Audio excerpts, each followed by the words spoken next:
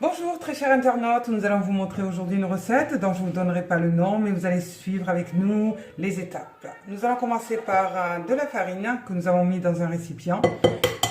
Nous introduisons un œuf. Dans cette petite coupelle, vous avez une cuillère à soupe de levure chimique, levure de boulangerie et du sucre. Ah désolé, une cuillère à café. Nous introduisons maintenant un yaourt nature, mais apparemment on m'a dit que c'était pour un dîner, mais là j'ai l'impression qu'on va faire un gâteau. Quelle va être la surprise? Nous mélangeons tout ça doucement afin que tous les ingrédients puissent s'incorporer d'eux-mêmes. Voilà, donc elle est très belle cette farine, elle est très douce en plus. Nous y ajoutons un peu de lait. Bon, concernant la quantité, vous verrez de vous-même à travers vos doigts, au fur et à mesure que vous allez malaxer. J'oubliais de vous dire que le lait, bien sûr, vous avez dû vous poser la question, est-ce qu'il est froid, chaud ou tiède? Ben, il est tiède, parce que froid, là, au niveau de la farine, ça va se durcir. Très chaud, mon Dieu, mes doigts. Alors, autant prendre tiède. On mélange bien tout ça, on malaxe, afin de former une petite boule au fur et à mesure.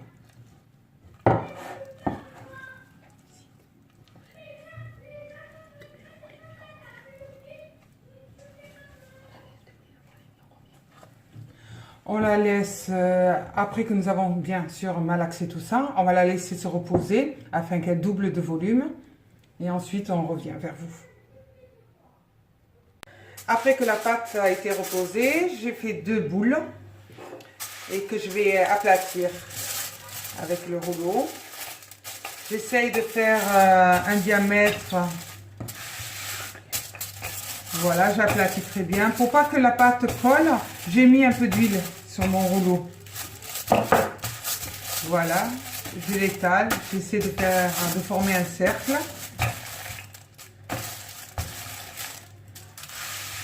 Je pense qu'il faut laisser au moins quelques pas des centimètres, mais au moins quelques millimètres d'épaisseur. Afin qu'elle soit fine, pas comme une pâte qu'on achète dans les supermarchés, mais entre les deux, genre pâte à pizza, au niveau de la hauteur. Voilà, j'étale avec mes doigts. Maintenant, vous allez voir la farce. J'ai fait revenir des oignons et des carottes râpées avec un peu d'huile. Ensuite, à côté, vous avez du fromage râpé et du thon naturel.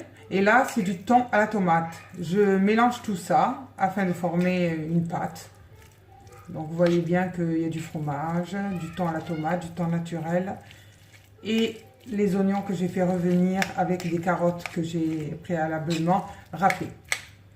Vous allez me poser la question, pourquoi du thon à la tomate et du thon naturel? Bonne question. En fait, c'est pas pour que... Je voulais mettre beaucoup plus de thon que de tomate, donc c'est pour ça que j'ai fait un mélange des deux. J'ai pas envie que la tomate prenne tout le goût. C'est pour cela que j'ai pris.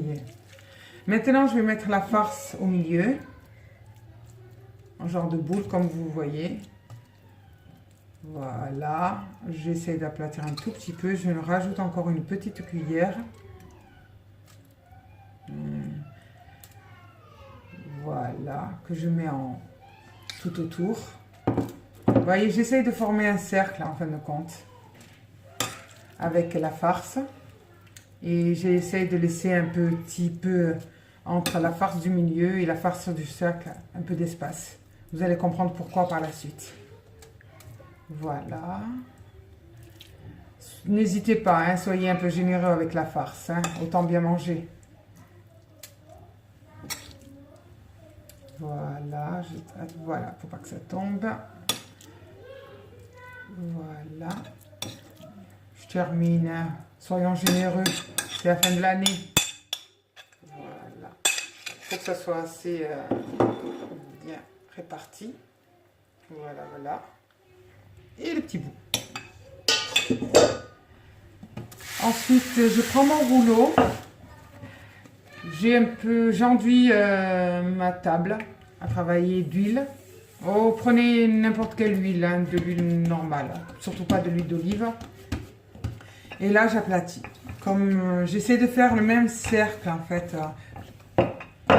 mais un tout petit, plus petit. Mais je vais y arriver. Ça me donne l'eau à la bouche cette farce. Un peu plus grande ce cercle afin de recouvrir toute la farce. C'est pour ça qu'on va essayer de faire un plus grand cercle. Voilà, j'aplatis. Comme je vous ai dit, hein, genre comme une pâte qu'on achète au supermarché.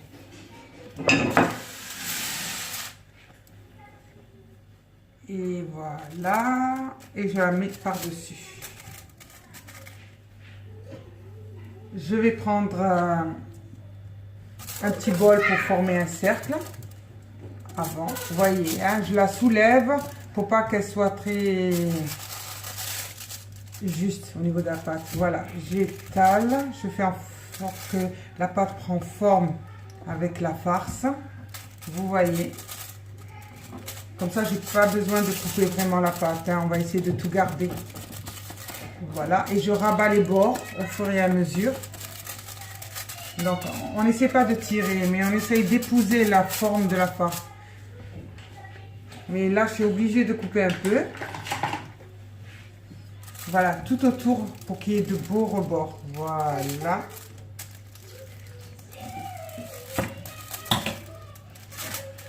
J'enlève les petits bouts. Je pense que je vais m'en servir pour tout à l'heure.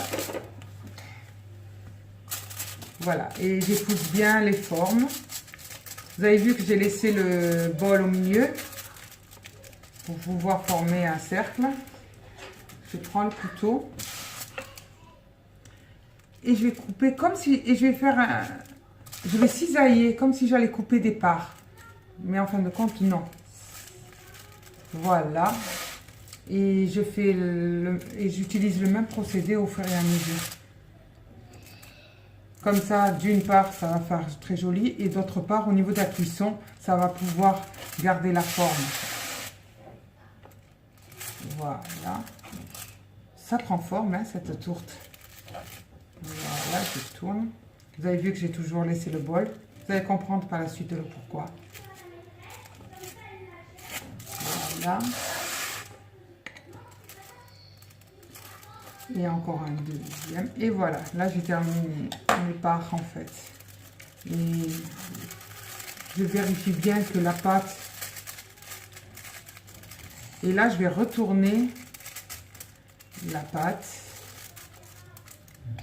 de façon à faire comme une fleur. Voilà. Et je vais utiliser le même procédé pour tourner dans toutes les parts. En fait, c'est comme... Non, c'est pas comme, mais c'est des torsades que je vais effectuer, mais pour une tarte.